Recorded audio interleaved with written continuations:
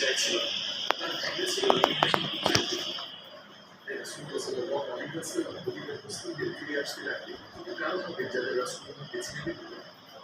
মুজাহিদের মধ্যে থেকে তিনি উবাইদা ইবনে আল-হারিসকে পাঠান হামজা এবং আলী রাদিয়াল্লাহু আনহু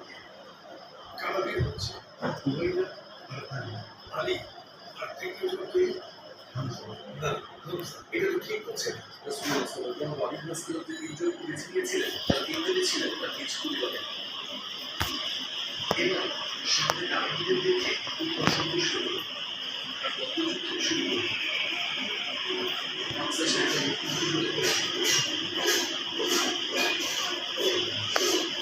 আমি বডিদের মুক্তি করে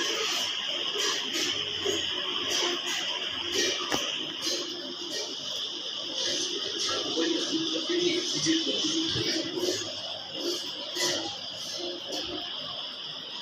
কয়েকটি আঘাতের পরই আলী ও হামজা প্রতিপক্ষরা মুক্তিয়ে পড়ল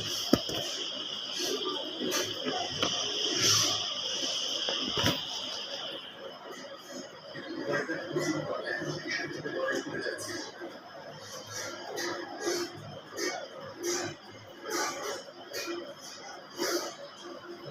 মৃত্যু অনুযায়ী যে তার প্রতিপক্ষকে পরাজিত করবে সে এরকম নিয়ে অপরদের সাহায্য করতে পারবে তাই হামজার মাটির মধ্যে ছুটে গেলেন উবাইদাকে সাহায্য করতে এবং কুরবানকে হত্যা করলেন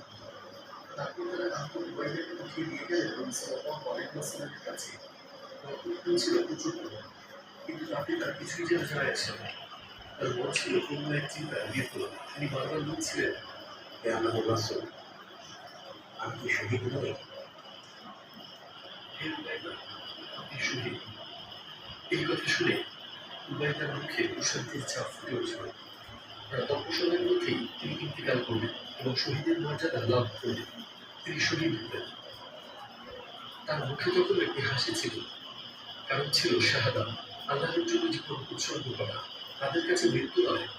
বরং তাদের প্রিয় মানুষ ছিল কুরাইশ বাহিনী হতভম্ব হয়ে গেল যাদেরকে তারা সবচেয়ে সাহসী জানত কুরাইশদের প্রভাবশালী নেতা উতবা তার ভাই শাইবা ও তার ছেলে ওয়ালিদ এখন বদরের ময়দানে